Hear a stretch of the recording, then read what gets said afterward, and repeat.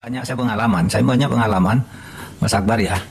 Ya selesai kalau saya koordinasikan dengan melibatkan banyak orang, sesuatu yang Presiden sering katakan tapi tidak terlaksana karena tidak ada koordinasi seperti kata Pak Akbar tadi. Misalnya, saya minta maaf soal BLBI. Itu udah lama Presiden buka.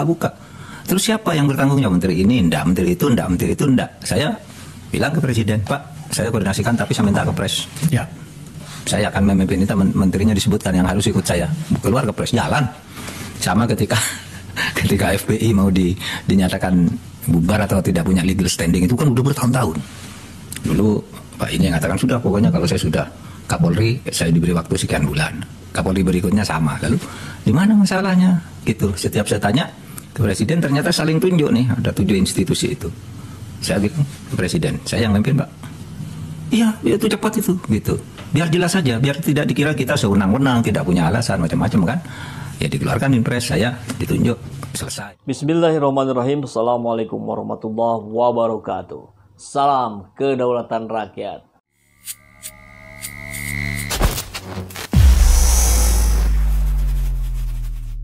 Sahabat semua, barusan kita lihat videonya ya. Luar biasa.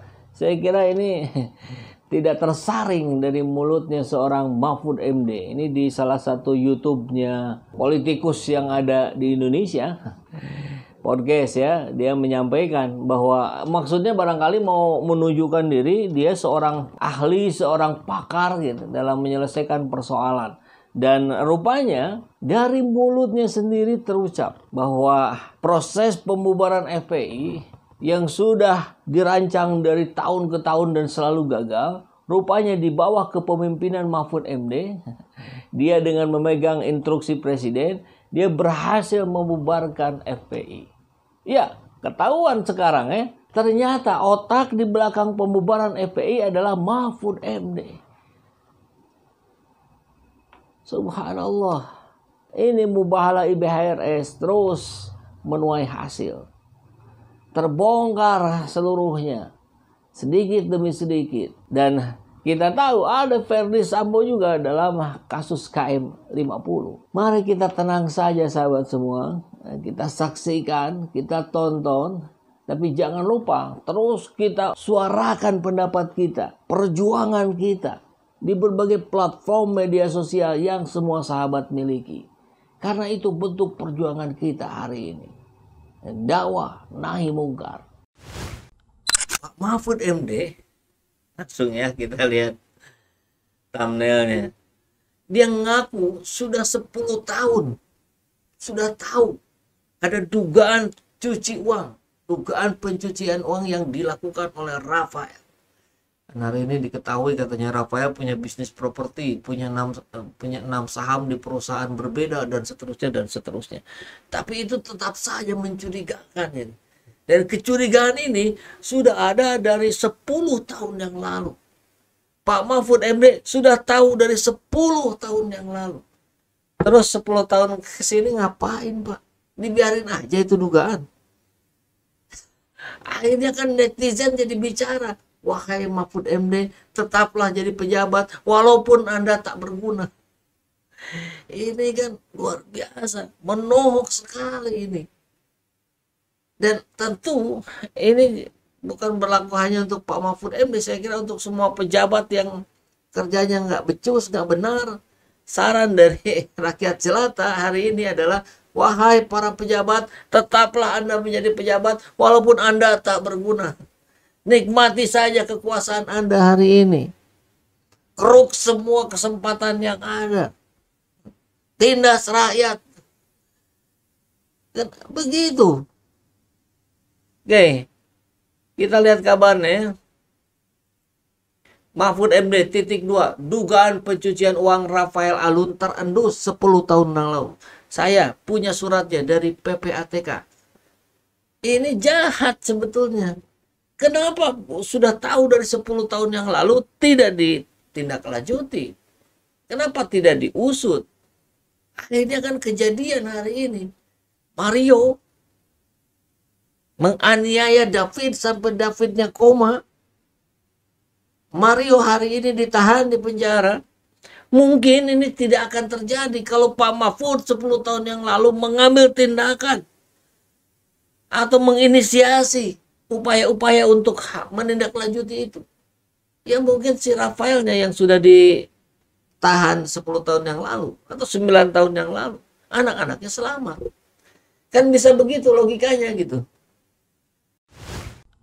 Sahabat semua, kita dapat kabar menarik. Begini judul beritanya. Mahfud MD titik 2. Yang ngomong Islamofobia itu Abu Janda, bukan pemerintah. Wow, langka sekali nih. Ada pejabat setinggi Menko, Menteri Koordinator, yang membawahi beberapa menteri di bawahnya, bicara tentang Abu Janda. Ini ada apa? Ini menjadi satu level kah antara Mahfud MD dan Abu Janda? Apakah Abu Janda sudah naik level menjadi setara dengan seorang Mahfud MD? Ataukah Mahfud MD yang turun derajat menjadi seperti Abu Janda? Kita lihat aja deh kabar beritanya ya. Menko Polhukam Mahfud MD menegaskan bahwa di Indonesia itu tidak ada Islamofobia. Mahfud MD mengatakan bukti ketiadaan Islamofobia itu dibuktikan dengan kebijakan pemerintah saat ini. Hal itu disampaikan Mahfud dalam acara Imaji 1 Abad Indonesia yang diselenggarakan di Universitas Islam Indonesia Selasa 26 Juli lalu. Awalnya Mahfud membacakan postingan di medsos perihal Islamofobia. Ya, gaya-gaya Mahfud MD memang luar biasa ya. Dia agak berbeda dengan menteri lain yang cukup menata kata-kata, berhati-hati dalam berbicara. Tapi kalau Mahfud MD ya seperti seorang aktivis saja gitu. Penuh semangat, menggelora, menyampaikan apa yang ada di dalam pikirannya. Hasilnya ya sering blunder. Kita tahu begitu ya. Ada lagi yang katakan tulisan di medsos ramai ini. Di Indonesia itu orang Islam itu mayoritas. Mayoritas orang Islam di Indonesia. Tetapi di Indonesia terjadi Islamofobia. Saya katakan tidak ada Islamofobia di Indonesia. Tidak ada, kata Mahfud. Ya luar biasa ya. Mahfud MD menyampaikan ini dalam koridor intelektual. Ya di kampus maksudnya. Tentu logikanya pun logika-logika yang harus betul-betul dapat dipertanggungjawabkan. Tapi kalau kita dengar barusan kalimatnya, Indonesia kan mayoritas.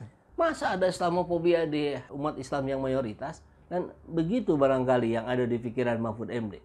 Masalahnya Pak Mahfud, Islam memang mayoritas di Indonesia. Tapi fakta kita lihat, banyak ulama yang dijegal ketika akan berceramah di tabligh akbar. Banyak ulama yang dipersekusi. Banyak ulama yang dikriminalisasi. Sehingga rakyat mendapat gambaran bahwa ketika ada upaya-upaya untuk menegakkan syariat Islam, kan ajaran Islam begitu ya, harus ditegakkan. Tentu dengan cara yang ahsan.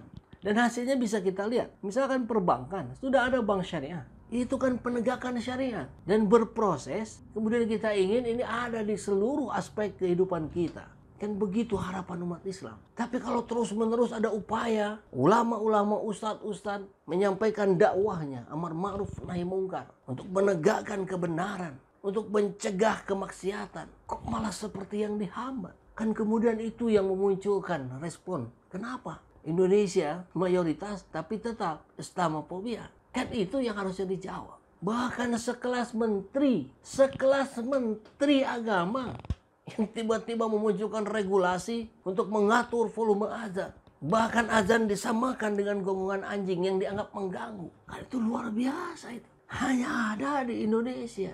Nah itu kan cuma diklarifikasi asal-asalan saja. Kalau bukan Islamofobia, lantas apa namanya? Ya, menurut Mahfud, tidak adanya Islamofobia itu dibuktikan dengan orang Islam sudah bebas bersaing di politik, di pemerintahan, intelektual, orang Islam sudah bebas. Menurutnya, ketakutan orang Islam saat ini tidak ada di zaman pemerintahan sekarang. Menurutnya juga, Islamofobia itu ada saat zaman Orde Baru. Dia mengatakan dulu di zaman itu tokoh-tokoh besar enggan menyatakan identitasnya. Kemudian Mahfud menyoroti postingan di media sosial lainnya yang menyatakan saat ini di Indonesia ada Islamofobia dengan isu gaya pakaian. Dia mencontohkan celana cingkrang dan cadar. Nah ini gimana ini kalimat Pak Mahfud ini? Tadi bilang tidak ada Islamofobia di Indonesia. Umat Islam bebas bersaing di politik. Tapi Anda sendiri yang menyatakan bahwa di media sosial ada Islamofobia dengan isu gaya pakaian. Lah, membantah ucapannya sendiri dong. Dia menegaskan bahwa Islamofobia tidak ada di Indonesia. Dia mengatakan yang menyatakan Islamofobia itu hanya Abu Janda. Mungkin maksudnya bercanda ya. Karena orang yang paling garang, yang selalu menyerang kepentingan umat Islam, ya salah satunya Abu Janda. Dia terus-menerus seperti yang memerangi para ulama, para habaib yang sedang memperjuangkan dakwah-dakwahnya. Yang mengatakan itu bukan pemerintah, rakyat terhadap rakyat lain. Itu bukan fobi namanya, bukan Islamofobia. Yang mengatakan itu Abu Janda. Bilang ke ini lalu dibilang Islamofobia. Dia yang fobi, pemerintah kan tidak. Kalau hanya orang mengatakan, hei kamu kok bercadar itu ke Arab-Araban, lalu dibilang fobi. Loh, yang bilang kan bukan pemerintah, bukan kebijakan negara. Itu tegas Mahfud deh.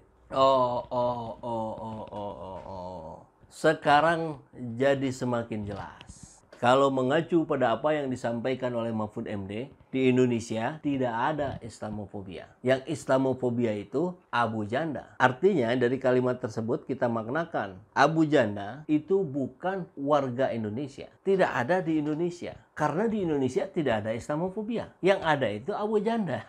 Pantesan Abu Janda tidak pernah terseret kasus hukum. Tidak pernah kasus hukumnya sampai ke pengadilan.